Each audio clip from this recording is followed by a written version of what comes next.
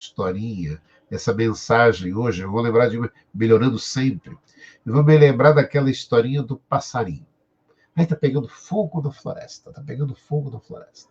Aí o passarinho, aquele pequenininho, seu biquinho, vai lá no oceano e pega uma gotinha de água e coloca lá no incêndio.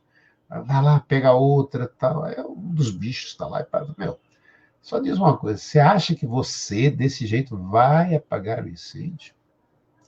E aí é lindo, né, a mensagem do passarinho. Olha, eu estou fazendo a minha parte. A minha consciência está tranquila. Eu estou fazendo tudo o que eu posso. E é isso, né, gente? A lição de hoje é exatamente essa, né?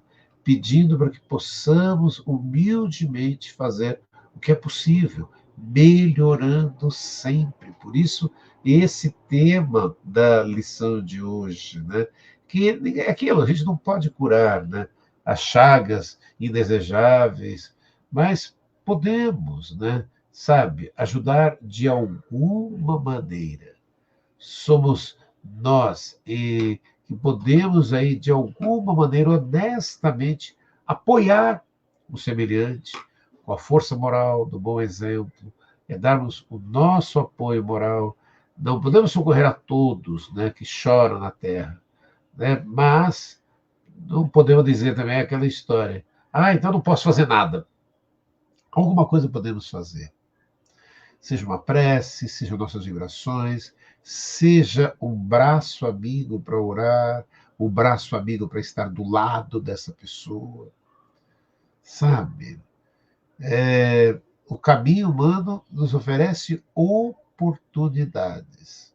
Não dá para parar, porque eu não consigo resolver o problema do mundo inteiro. Você consegue, às vezes, resolver um pequeno desafio, bem pequenininho. E isso já é muito importante. Nós temos que fazer a nossa parte. Levar uma palavra amiga, levar uma palavra de fé, de esperança. Tá vendo? Aí você fala, mas é o que a gente pode fazer, sabe? Quando às vezes na sua casa, no seu grupo, você tem que fazer a sua parte. E às vezes com o seu exemplo, com o seu cultivo do bem. Às vezes é isso. O exemplo desse passarinho que a gente contou, que tenta apagar o incêndio, né, transportando a água, no seu bico pequenininho, ele é expressivo, demonstra a importância de cada um fazer a sua parte em prol da coletividade, melhorando sempre. Então é isso. Faça a sua parte. Mesmo que tudo esteja ruindo, tenha otimismo. Lembrando aquela história, tudo passa. Tudo passa. Todas as coisas na Terra passam. Os dias de dificuldades passarão. Passarão também os dias de amargura e solidão. As dores, as lágrimas passarão. As frustrações que nos fazem chorar um dia passarão. A saudade do ser querido que está longe passará. Os dias de tristeza e os dias de felicidade são lições necessárias que na Terra passam, deixando o espírito imortal as experiências acumuladas. Se hoje para nós é um desses dias repleto de amargura, paremos um instante, levemos o pensamento ao alto e busquemos a voz suave da Mãe amorosa a nos dizer carinhosamente: isso também passará. E guardemos a certeza pelas próprias dificuldades já superadas, que não há mal que dure para sempre, semelhante à enorme embarcação que às vezes parece que vai sombar diante das turbulências gigantescas ondas, mas isso também passará, porque Jesus está no leme desse mal e segue com o olhar sereno de quem guarda a certeza de que a agitação faz parte do roteiro evolutivo da humanidade, que um dia também passará. Ele sabe que a Terra chegará a Porto Seguro, porque esta é a sua destinação. Então, façamos a nossa parte, o melhor que pudermos. Tudo passa. Chico Xavier. Gente, lindo demais. É a lição de hoje aqui do YouTube Tatiana Benítez. Aproveite e se inscreva aqui no canal. Não esqueça de assinar, de ativar o sininho para receber notificações Gostou desse vídeo? Deixe seu like, compartilhe essa mensagem. Convide amigos aqui para se inscrever no YouTube Tatiana Benítez. Semana que vem estaremos juntos na sequência do estudo do livro Palavras de Vida Eterna de Chico Xavier pelo Espírito Emmanuel. Aqui, Mensagens de Luz. Um grande abraço, gratidão e o convite para que você venha fazer parte do YouTube e acompanhe toda a programação aqui no canal do YouTube Tatiana Benítez. Vem, vem, vem com a gente!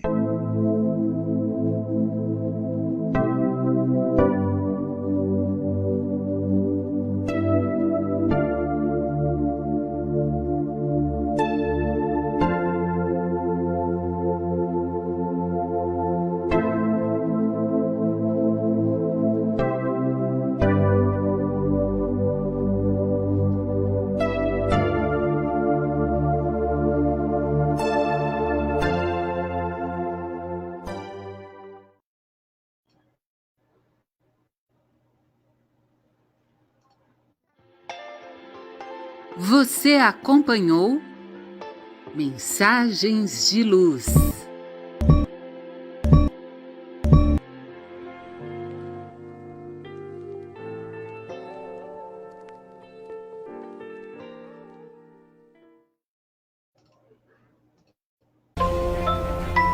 Continue acompanhando a TV Mundo Maior, emissora da FEAL, Fundação Espírita André Luiz. Que tal produzir conteúdo audiovisual como podcast, lives em um ambiente profissional? Nos estúdios Mundo Maior, você pode demonstrar o seu produto ou serviço com qualidade e bom preço. Nossos estúdios são equipados para garantir a melhor qualidade em produção audiovisual e você ainda pode contar com o auxílio de profissionais capacitados para auxiliar em suas produções. Além disso, nossos estúdios são multifuncionais, podem se adaptar de acordo com a sua solicitação. Conheça nossa estrutura e dê um destaque profissional em seu projeto audiovisual. Temos planos especiais que cabem no seu orçamento. Olá, tudo bem? Eu sou Raquel Bastiega e nesse momento eu estou usando os estúdios da TV Mundo Maior para gravar os meus conteúdos e gostaria de convidar você que precisa de espaço para gravar os seus cursos, podcasts, seus conteúdos com qualidade, a vir e conhecer o espaço da TV Mundo Maior, que atende e muito bem ao que você precisa. Além da equipe de profissionais, você vai contar com um espaço equipado e pronto para te atender. Agende uma visita aos estúdios Mundo Maior, localizados no centro de Guarulhos, na Grande São Paulo.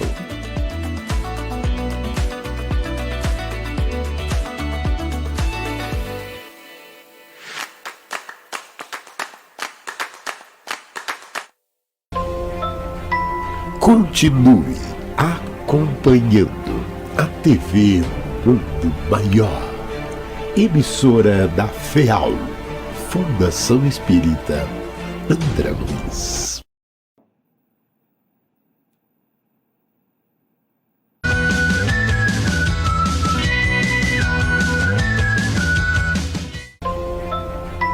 Continue acompanhando a TV Mundo Maior, emissora da FEAL, Fundação Espírita André Luiz.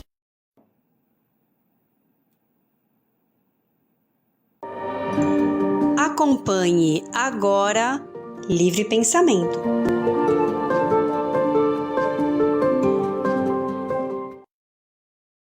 Olá, amigos, olá, amigas, aqui da TV Mundo Maior, do Portal Mundo Maior, da Rádio Boa Nova. Estamos aqui nessa segunda para mais um programa Livre Pensamento, Pensar e Viver com Liberdade. Eu sou a Juliana Hilbert e aqui conosco hoje nós estamos em 4, né? Eu, o Lucas, Paulo Henrique e a Lúcia Gomes. Olá, Lucas, bom dia. Bom dia, Juliana. Bom dia, Paulo. Bom dia, Lúcia. Bem-vinda, primeira vez aqui no nosso programa. É um prazer tê-la aqui conosco diretamente de Volta Redonda, não é, Lúcia? É isso mesmo. Eu que agradeço. Um bom dia a todos. Paulo, Juliana. É uma alegria imensa estar com todos vocês aqui. Tá fechado, Paulo Henrique? Também estou por aqui. Olá a todos, todas. Vamos hoje conversar, né? Já com contagem regressiva, né? Para o nosso lançamento, né? E estamos aqui, dentre 8 autores da obra, estamos aqui em 4 deles, né?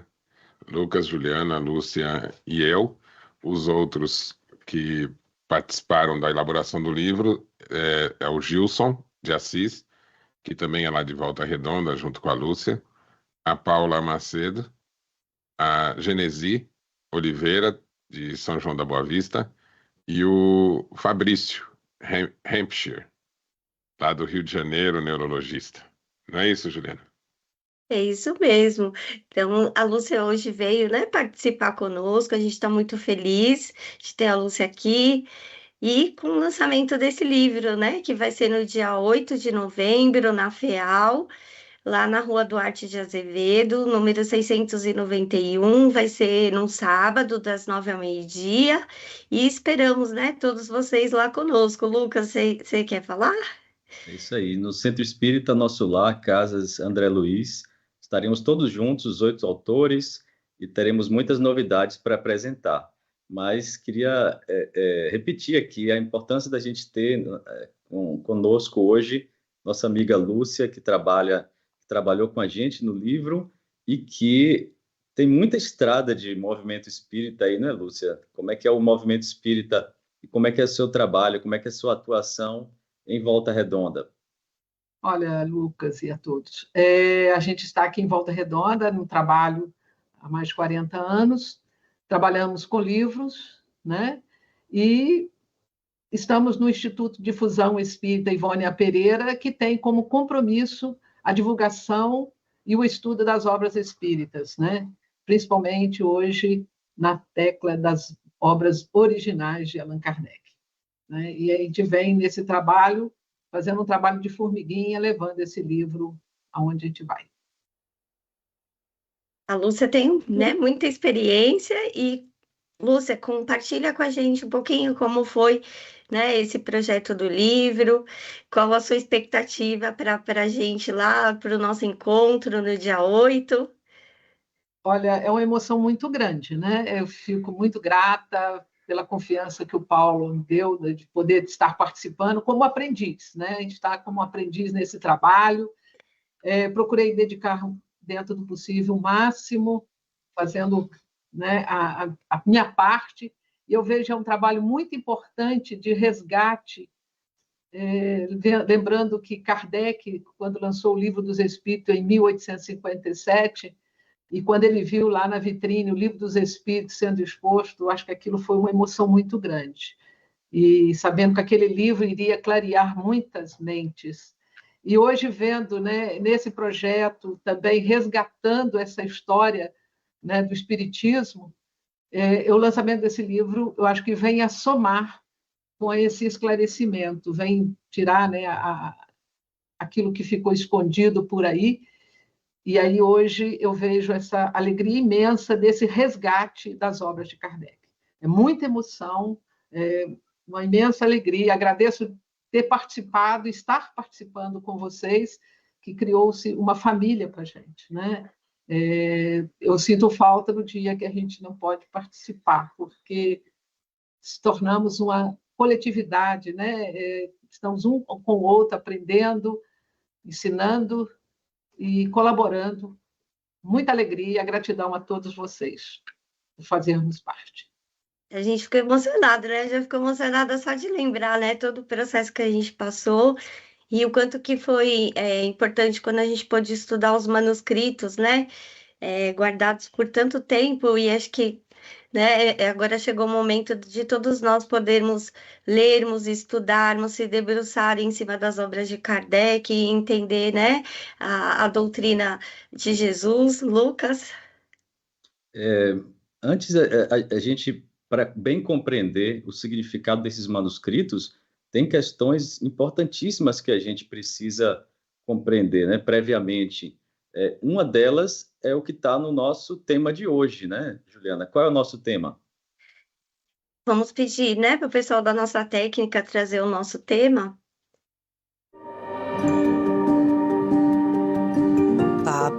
de hoje.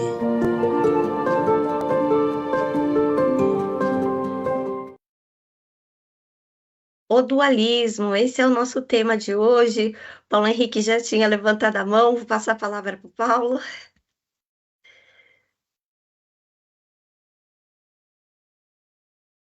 De compreender a transformação que a doutrina espírita vem fazer da compreensão da moral, né? Então, é claro que a questão das revelações e dos manuscritos são de grande interesse, e a gente já pode dizer aqui que muito do que Kardec escreveu, e agora trabalhamos sobre isso durante os últimos anos, e agora isso vai chegar a todos os espíritas interessados, né? Compõe e amplia o nosso entendimento da doutrina. Quando Kardec estava escrevendo aquelas linhas, né, e ele dizia que muito do que ele estava escrevendo ali não podia ser revelado no seu tempo, mas ele deixava, várias vezes ele deixou o seguinte recado: isso aqui faz parte da história do Espiritismo, precisa ser compreendido e registrado para que todos saibam a trajetória que essa doutrina percorreu, né? Os fatos, né, da sua elaboração e sua constituição. Então, a gente pode dizer, sem sombra de dúvida, que os manuscritos, né, registrados por Kardec com essa intenção, ele fez muitos registros com essa intenção, né, de fazer parte da doutrina, né, no momento adequado. Então, nós estamos passando por um período importantíssimo, né, de ampliação do conteúdo da doutrina, né, do ponto de vista da sua história e do seu valor. Qual é o valor do Espiritismo para a humanidade, né? Então, esses registros nós vamos recuperar. Mas não é só isso. O livro, com base em toda essa pesquisa, ele resgata conceitos que explicam a moral, né, que, em grande parte, ficaram esquecidos, né? Perderam o seu contexto, né? Além disso, né, nós temos um conteúdo de grandiosa importância, né, que foi também abafado pela adulteração das obras. Então, é um conjunto grande de informações que o nosso papel como autores foi tornar esse conteúdo, né, compreensível, acessível, né? Foram milhares de textos lidos, né? E aí, dessa quantidade imensa, nós retiramos aquilo que permite uma compreensão objetiva, né, nas 350 páginas que o livro ocupa. Então, é um conteúdo relativamente curto, né, mas muito, muito, muito valoroso, assim, né? Cada parágrafo faz um resgate. E é isso que a gente quer, e foi toda a nossa expectativa e emoção, de poder compartilhar isso com todos, né? Fizemos isso num grupo que permitiu que o trabalho, inclusive, fosse mais rápido, mais preciso, né? A diversidade da abordagem de cada autor, né, foi complementar. E também precisamos registrar aqui, isso vai estar claro no livro, né? Todo o acompanhamento mediúnico, né? Tivemos, durante toda a elaboração do livro e antes dele, um diálogo frequente com os espíritos para nos ajudar a enxergar o caminho que teríamos que percorrer, né? Então isso vai estar muito claro e os leitores vão perceber e vão poder compartilhar esses valores. Essa é a nossa primeira emoção. Com relação ao dualismo, né, é uma questão muito importante, porque ele estava presente em todas as religiões. E quando Kardec chega com o Espiritismo tratando dos mesmos temas que a religião tratava, ele tinha a oferecer um caminho completamente diferente. Então nós podemos dizer, né, que haviam dois caminhos, uma mentalidade verdadeira e uma mentalidade falsa, né? Essa mentalidade falsa, amplamente difundida, impede as pessoas de enxergarem a verdade, de enxergar qual é o seu comportamento, qual é a sua relação com os demais, o que é que caracteriza, né, a proposta de Jesus, a proposta do Espiritismo. O que é que caracteriza o aspecto da moral, o aspecto do comportamento que leva à felicidade. E é disso que Kardec tratou. E um dos aspectos que ele enxergou com grande profundidade é que as religiões todas consideram a relação entre o bem e o mal como sendo uma luta de opostos. Então, esse é o ponto base. O dualismo, ele significa considerar que o bem é uma força e que o mal é uma outra força oposta. E os dois estão se combatendo. Então, isso está presente claramente na religião, com as figuras de diabo e Deus. Então, o diabo é a personificação do mal. O mal que é uma força presente, atuante, que divide, né, espaço com o Deus. Esse dualismo, se a gente não se der conta, a gente não enxerga que ele está presente em toda a cultura. Até mesmo nas questões de relação entre países, né? Quando você determinar, esse país aqui é o país que representa o mal e justifica o combate, né? Até mesmo na educação das crianças, né? Coloca se formos ver a tradição, por exemplo, do Natal, né? Que tem o Papai Noel, né? Originalmente, a tradição do Bispo Nicolau, nos países lá nórdicos, né? Quando chegava na época do Natal, apareciam nas cidades, nas casas, duas figuras. A comemoração era feita com o Bispo Nicolau, que acabou tomando a forma do Papai Noel, e você tinha uma outra figura, que era a figura do mal. A representação dele, assim, era meio demoníaca, assim, né? O absurdo que isso era de ser direcionado para as crianças, né? Então, se a criança se comportasse, ela ganharia o apreço lá e o presente do Bispo Nicolau. O nome dele é Krampus, né, Paulo? Isso. O nome desse Papai Noel do mal aí é Krampus, com K. Isso.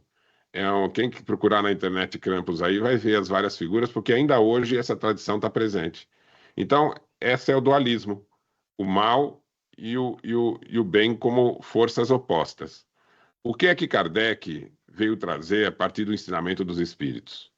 E que muda completamente o nosso entendimento.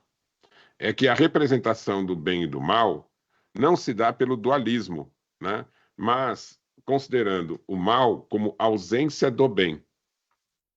Da mesma forma que quando você vai ver escuridão e luz, não são duas forças opostas. Eu acho que é uma figura bem clara para a gente entender, é isso. Imagine uma escuridão, um local que está escuro, né? Aquela condição de escuridão, ela é representada pela ausência da luz. Tanto que qualquer luz, por menor que seja presente na escuridão, ela acaba com a escuridão. Então, quando você imaginar bem e mal, nós precisamos imaginar exatamente isso. Né? O mal, ele é apenas onde o bem está ausente. E quando o bem está presente, não há o mal. Então, essa relação é muito diferente de você imaginar duas forças opostas se combatendo. Se você imaginar duas forças opostas se combatendo, as duas são eternas, perpétuas. Né? E as religiões que adotam o dualismo enfrentam esse grave problema. Por exemplo, né? As religiões, as igrejas, né? Que adotam a ideia do diabo, né? Veja, não tem conciliação, não tem solução. Em algum momento, Deus vai ter que dividir o reino com o diabo. Olha que essa é uma tremenda de uma falsa ideia, né? Deus, se ele é eterno, infinito, onipotente, soberanamente bom e justo, como é que ele poderia perder parte da criação por uma força do mal?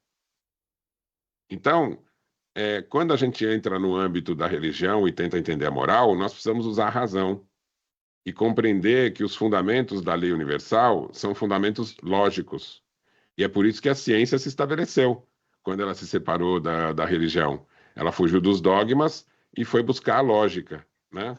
E o que o Espiritismo faz é trazer a compreensão da moral e dos fundamentos da religião para a lógica. Não é isso, Lúcia? Isso aí nos lembra, né, da importância da gente combater o nosso medo, né? Que muitas vezes a gente traz aquele medo e a gente sabe que a justiça divina está dentro de nós e é o bem, é a luz. E quem faz brilhar essa luz que tem dentro de nós, vencendo esse medo, essa tensão, né, que foi colocada ao longo das nossas existências com relação ao mal. Né? Então, eu acho que quando fala brilha a vossa luz, é deixar brilhar essa luz que está dentro de nós, nossa consciência, para que possamos vencer, né, fazer brilhar em nossos caminhos. Então, vencendo assim essas ideias que foram colocadas ao longo das nossas trajetórias aí de existência. Né? É verdade, Lúcia. E veja bem, quando você disse aí que brilhe a nossa luz, o entendimento do dualismo e do mal como ausência do bem também precisa ser refletido. Por exemplo, aquela pessoa que está agindo no mal não significa que ela representa uma escuridão. Por quê? Como todos nós somos criados por Deus, e a gente carrega as leis de Deus em nossa consciência, e o nosso espírito é uma essência, né, que reflete a Deus, então não há ninguém em sua essência mal. Então, mas poxa, então como uma pessoa tem um mau comportamento? Como é que a pessoa ela comete faltas? Como é que ela é má? Então, esse é o ponto fundamental. Como não existe duas forças contrárias, aquele que é mau não representa a força do mal, que não existe. Ele representa apenas uma ignorância da sua própria constituição. Então, como ele é um ser criado por Deus para cumprir uma função no universo, né? O que ele pode fazer quando ele está na espiritualidade e comete faltas é apenas uma inércia. Ele deixa de agir no bem, e é isso que traz para ele uma grande infelicidade, um grande sofrimento moral.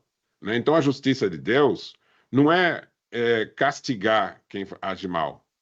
A justiça de Deus está na consequência natural. Se você age cometendo faltas, você infringe sua própria consciência. E quando você faz isso, você cai na condição de infelicidade. Então, a justiça divina a infelicidade é proporcional à imperfeição, enquanto que a felicidade é proporcional ao melhoramento. Essa é a verdadeira justiça divina. Né? Só que isso causa em nós a necessidade de repensar toda a compreensão da moral, do comportamento e de para onde caminha a humanidade. Não é isso, Juliana? Isso mesmo, né? Pensando no que a Lúcia trouxe, você, né? A gente pensa na consequência que essas ideias têm na ação do indivíduo, porque isso está diretamente relacionado, né? Como que eu me relaciono com Deus, como que eu me relaciono com as pessoas, e aí eu entro num âmbito de um relacionamento com Deus estabelecido pelo medo, né? O medo do castigo, e aí muitas vezes eu não faço por medo, não pela compreensão. Mas antes da gente seguir, Lucas, Paulo, Lúcia, vamos trazer a participação dos nossos amigos que estão aqui conosco.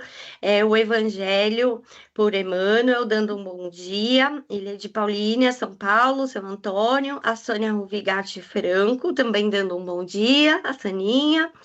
Cláudio Luiz Lima da Silva. A Jana Dark, a Yara. A Ângela Maria Oliveira, a Elaine Machado de Assis, o Ricardo de Campos. A Elaine está falando que é bom ver você, Lúcia, que é bom ver você aqui conosco. Também está conosco o Júlio César, a Maria Zélia de Araújo, o Paulo Vicenzi, Silvana Guelli. Também está conosco e acompanhando mais dois autores aqui do livro, O Espiritismo é Obra de Jesus, o Gilson Assis e a Paulinha Macedo. Um beijo para vocês. Bom, já vocês vão estar aqui desse lado com a gente, né? Também participando aqui do Livre Pensamento. Vai ser uma felicidade. Paulo, pensando nessa questão, né, da consequência no próprio indivíduo, sobre a questão, né, de quando ele comete um ato inadequado, ele fere a sua própria consciência, né, ou seja, as leis de Deus, e quando o indivíduo está agindo nessa falsa ideia, a gente também tem aquela sensação de que se o mal é uma força, e o mal está no indivíduo, eu preciso combater esse indivíduo. O mal, ele traz uma ideia de eu preciso destruir, acabar o mal, né? Esses dois caminhos que você trouxe, né? O dualismo pela doutrina da igreja e a doutrina espírita, junto com Jesus, faz com que a gente olhe esse indivíduo nesse estado de transitório e de inação, né? De inércia nesse caminho do bem. A gente poderia falar um pouquinho sobre isso? Olha, você está tocando num ponto muito importante, Juliana, que é a interpretação que a gente deve fazer do bem e do mal quando a gente olha para nós mesmos. Então, veja, na tradição, né, das religiões, quando elas adotaram o dualismo, que voltamos a falar, o dualismo é uma falsa ideia, duas forças contrárias, né, era preciso localizar onde é que está o mal. E muitas tradições dividiram o ser entre uma alma que tem origem divina e o corpo que é do mal. Então você estaria em você mesmo lutando contra o mal. O mal seria, então, a tendência que o corpo te coloca e você tem que lutar contra ela. Então a maioria das pessoas ficam lutando contra si mesmos. E ainda colocam a ideia de que a força do mal, né, qualquer que seja o nome, né, diabo ou demônio, né, ele estaria te puxando. É como se você tivesse, pelo seu corpo, afinidade com o mal. E aí, se você ceder, você vai ser dominado pelo mal. Então, esse é o pensamento que traz o medo, né? O que é que o Espiritismo vem explicar? E no livro a gente vai explicar isso com muitos detalhes, né? O que Kardec vem trazer, os espíritos, é que, não sendo o mal, né, contrário ao bem, mas o mal é a ausência do bem. Então, no ser humano, como a nossa essência é boa, o mal está representado por um entendimento equivocado. Qual o entendimento equivocado? Exatamente o dualismo. Então, quando você aceita o dualismo, você fica numa defensiva, no medo, como falou a Lúcia, e você fica inativo. E aí, ficar inativo é justamente o que traz o sofrimento. Então, a coragem de agir no bem e compreender que o mal é um entendimento equivocado. Então, o que leva a pessoa a agir de forma equivocada é justamente o seu entendimento. Por quê? Porque o animal não tem moral. O simples ignorante não tem moral, porque ele não tem compreensão. Então, da onde nasce o bem e o mal? Nasce da compreensão. E de onde vem o mal? O mal de uma compreensão equivocada. E o bem, de uma compreensão correta. Por isso que o Espiritismo vem dizer, amai-vos e instruí-vos. O instruí-vos compreenda a natureza das coisas, compreenda a natureza da realidade, né? Então, o que é que vai fazer com que o mundo seja feliz e esteja em paz? É quando as pessoas começarem a agir de forma solidária uma com as outras, de tal forma que não haja espaço para violência, para desprezar alguém, para privilegiar alguém. Ou seja, esse comportamento ele se modifica pelo entendimento da realidade das coisas. E o que é que o Espiritismo explica sobre nós? É que estamos todos interligados entre nós e todos interligados entre nós e também a Deus. Então, essa é a verdadeira realidade, é o que está por trás da realidade. Então, quando a gente compreende que não existe o mal, e todo aquele que age no mal, né, ele está reprimindo a sua verdadeira essência, e é por isso que ele sofre. Então, isso bom, então qual que é a saída disso tudo? A saída disso tudo é dar mais valor ao bem. E tornar o seu cotidiano não um cotidiano de se proteger ou lutar contra si mesmo, mas o de livremente agir segundo a sua consciência. Então, esse entendimento é um entendimento libertador, porque você sai do medo para a proatividade, né? Pela realização. Então, mas o que é que causa o medo e a tristeza? É a pessoa fechar-se em si mesmo. E qual é o antídoto? Ela sair para fora de si e buscar atividade que ela seja solidária. Então, o melhor tratamento, gente, agora sim, quando a pessoa está com depressão, está com ansiedade, crise de ansiedade, pânico, ela acaba fechando-se em si mesma. E ela percebe como se dentro dela tivesse uma luta do bem e do mal, né? Quando ela compreender que é justamente, né, essa condição de inércia que traz a infelicidade, ela pode usar como sendo um tratamento, mesmo que essas emoções levem para você não agir, você se forçar, esse é o medicamento, forçar-se a agir. Nem que seja esse agir coisa simples. Por exemplo, realizar uma caminhada todos os dias, sabe, cuidar de um pet, né? Produzir o seu próprio alimento, né? Todas essas atividades, elas têm que se tornar rotineiras. E esse exercício de sair de si mesmo e retomar atividades vai aos poucos trazendo sensações que superam o medo e a tristeza, né? E a atividade voluntária, por exemplo, né? Ela é um remédio de extraordinário poder, porque, como explica a doutrina, todo ato do bem traz como recompensa a felicidade. Então, toda vez que você buscar fazer um trabalho, né, que não tenha nenhuma preocupação de retribuição, ele é um santo remédio para a emoção e para o bem-estar. Então, isso tudo é a gente analisando os fundamentos da moral, os fundamentos da religião, compreendendo, superando a falsa ideia e compreendendo a verdadeira, a gente chega nesses entendimentos. E, na prática, isso tudo funciona. Então, o que precisa fazer? Reprogramar sua mente, acreditar nisso. Acreditar que você buscar agir sem se preocupar com o retorno, em verdade, é o que nos dá o maior retorno. Não é, Lucas? Olha que interessante, né, Paulo? Você está propondo aí o que todas as religiões, em essência, propuseram à humanidade, que é desenvolver os valores da alma. É um despertar para a nossa realidade espiritual, que é aquilo que nós efetivamente somos.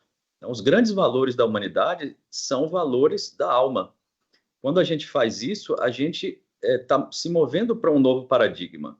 O dualismo ele foi aceito com certa facilidade pelos seres humanos porque ele representa aquilo que nós já vivemos, de certa forma.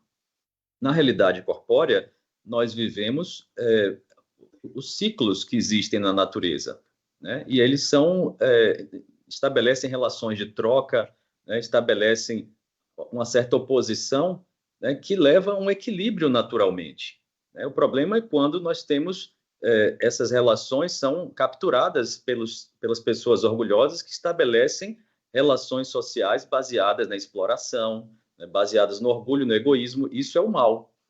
Então, para a gente conseguir se mover e superar esse paradigma equivocado, a gente tem que parar de pensar com base exclusivamente nas relações corporais, com base nos interesses, para se desenvolver o pensamento e o comportamento com base nos valores da alma. Você não realiza pela alma algo com base numa simples troca, mas no agir em favor do todo, agir pelo todo para que o todo possa lhe devolver aquilo que você necessita. Um por todos, todos por um, como dizia Kardec, né? Essa é a proposta. É daí que nascem as satisfações da alma, é daí que nasce a autoestima, é daí que nasce a felicidade. Então, quando a gente está com uma dificuldade, um sofrimento, algum problema, digamos assim, psicológico da alma, é exatamente por conta disso, né? Porque a gente está preso às relações de troca exclusivamente do mundo corpóreo, quando a gente deveria despertar para a realidade espiritual. Pelo mundo corpóreo, a gente tem esse bem contra o mal, que nos foi ensinado, esse falso dualismo, que ele está constantemente dizendo para a gente que existe um mal em algum lugar do qual a gente deve fugir e que a gente deve temer, como vocês bem disseram, né? mas isso é um perigo muito grande, porque a gente coloca outras pessoas como se fossem o mal, né? A gente acredita que é necessário destruir aquele mal, e às vezes até destruir o outro, e a gente vê isso muito claramente